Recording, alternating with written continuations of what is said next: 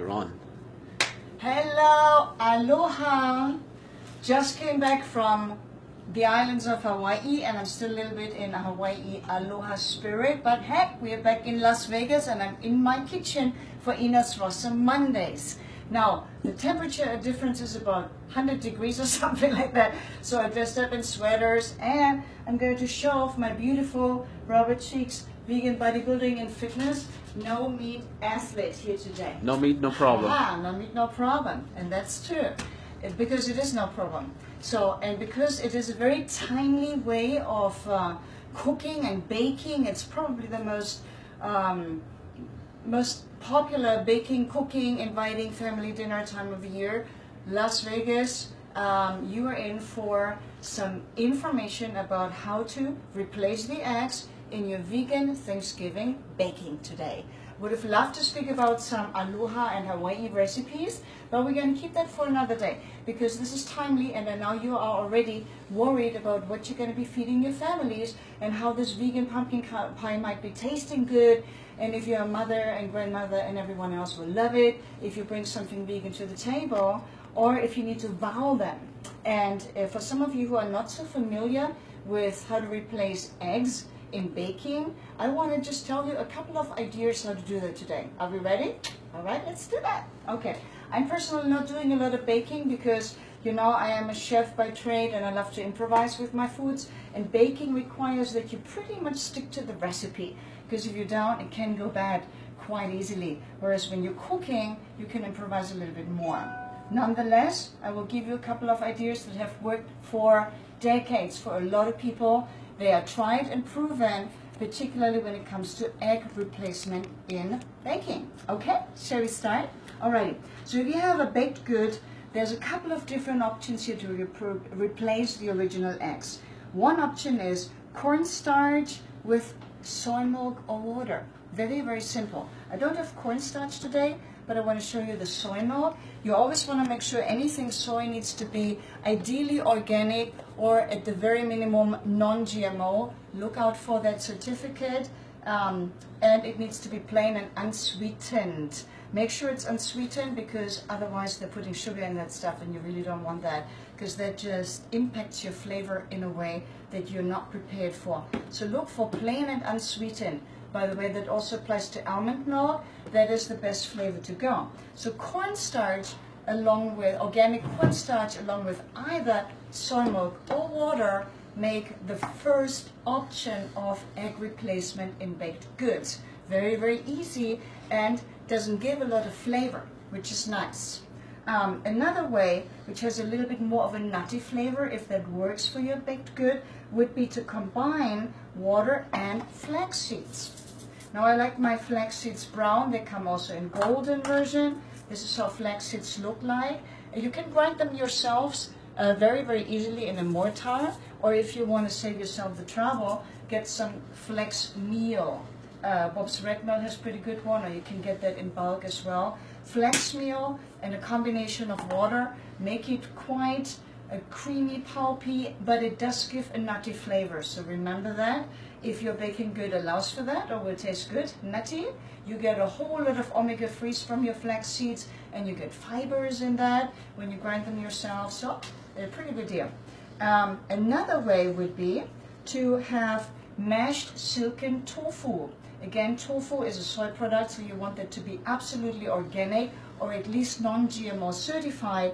And that quarter cup or so, you just mash that tofu with a liquid. And the liquid can easily be water. It can be an almond milk. It can be a coconut milk if the flavor of your dish allows for a little sweetness. If we're talking Hawaii, we would definitely put coconut milk into that. Again, that makes it a very plain replacer. And here's probably one of my favorite one because it gives an extra taste, which is half of a ripe banana.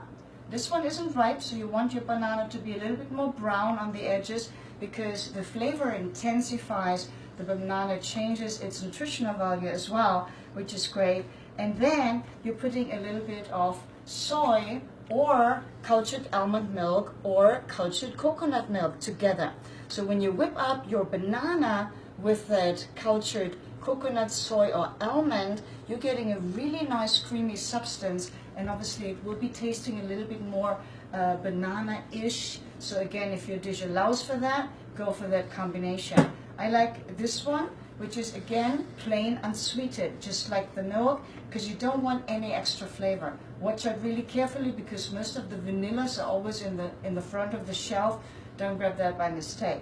Might taste nice in your pie, but you know you have more of a flavor neutral combination here.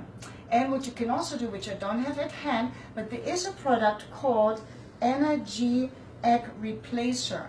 And it's like a powder, and you can use that for egg replacement. And if I'm not mistaken, Hampton Creek and Beyond Meat, I believe it's Hampton Creek, please comment if you have the correct answer for that, is actually coming out with an egg product that is just like the real thing. And it might already be on the market. I haven't tried it yet, but you should be looking for that, because this is going to revolutionize the way that we eat without eggs, without getting the extra cholesterol and all that other bad stuff in our body, and without, of course, harming chicks, right?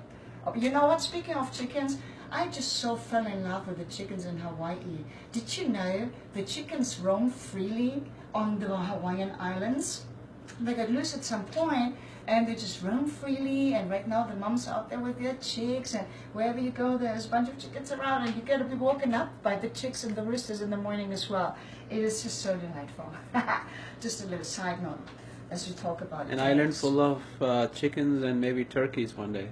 Oh my goodness, you know what? It's Turkey Day, obviously. I hate that word, truthfully. I mean, when you're watching, you probably know that I am vegan for almost 10 years, and Thanksgiving is the obnoxious, notorious festival of eating turkeys, which we do not need to do. They're so beautiful, brilliant, nutritious, very, very satisfying replacements from field roast or Beyond Meat or Gardein. Tofurkey. They taste like, and Tofurkey, hello, yes, they taste like turkey, look like turkey. You can get them in this monstrous package. Field roast, which we will be devouring at our friend's home this Thursday at Thanksgiving Day. They made something that looks like a turkey, literally.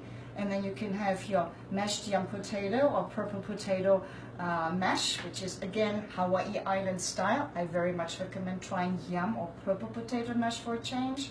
That with your turkey, then a couple of really beautiful greens with that. I promise you will be satisfied without harming the animals. But I have some other treat for you today. Now that you know how to be baking without eggs, I have a vegan pumpkin pie recipe, and it also happens to be gluten-free.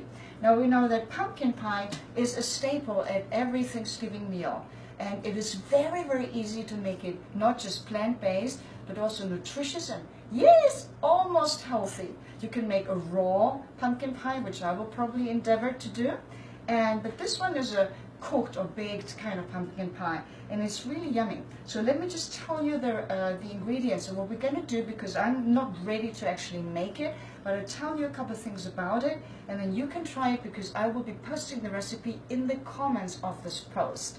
Sounds good? Okay, so this is a vegan pumpkin pie, which is also gluten-free. Now you need pumpkin, a can of pumpkin. So you can get that at every grocery store for just a couple of cents. A can of pure pumpkin puree. I do recommend that. Less work, less hassle. Make sure it's 100% pumpkin, no preservatives, no nothing in it. Very easy, and it's quite tasty. Then coconut milk.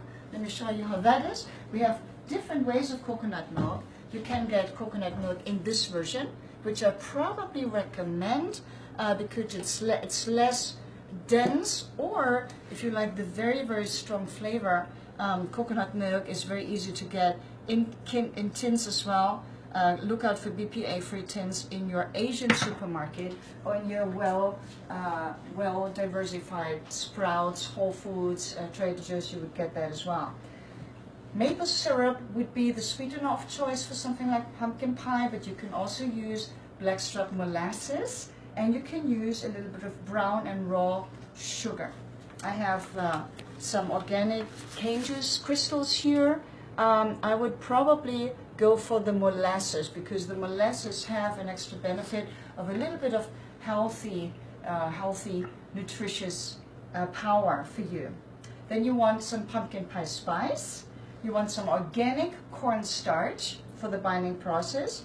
And then a dash of sea salt. Highly recommended is here the Eden sea salt. Or if you're a fan of Himalayan or pink salt, that'll work just fine as well. And then, of course, the pièce de résistance with all baked goods are the various spices. I already mentioned pumpkin pie spice. Definitely you want some vanilla in it.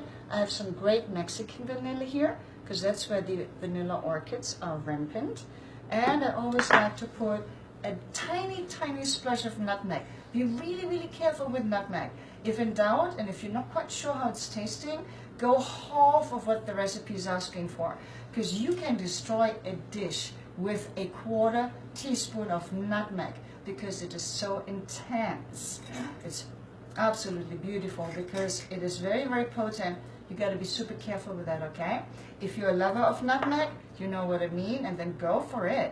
But if you don't know the spice, be careful. I have another idea for you. Something not so traditional, but I think this will be really, really nice is cardamom.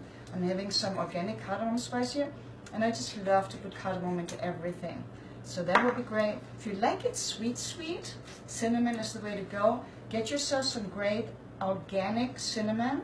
And if you want a little bit of tartness in your pumpkin pie, get a nice, either just do a ginger pulp with your food processor, or get some really good ginger powder. That makes a great, great combination. That's really all you need.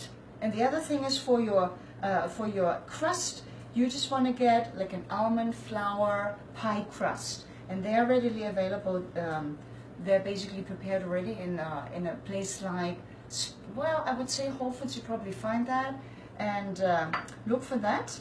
And then otherwise, just some dairy-free whipped cream on top, or some beautiful whipped up coconut cream. Ooh, I can see the island spirit coming through right again. Now, vegan pumpkin pie, how does that sound? Mouth-watering yet? I know. I can't make it today, but I think I'm going to give it a shot on Thursday. Okay? So as I said, the recipe will be posted. If you're interested, if you do have other ideas for egg replacements in your baked goods that are vegan, plant-based friendly, you know, food allergy friendly, etc., post them in the comments. I would love to hear what you love to use. And I surely hope it was helpful today. Thank you very much for watching. Next week on Monday, because we are right after Thanksgiving, we're going to do a serious, great detox recipe. I'm going to make it for you during the session, okay? Alrighty. Well, thank you so much for watching. All the best. Happy Thanksgiving, everyone. Happy Turkey Free Day. Mahalo. Mahalo.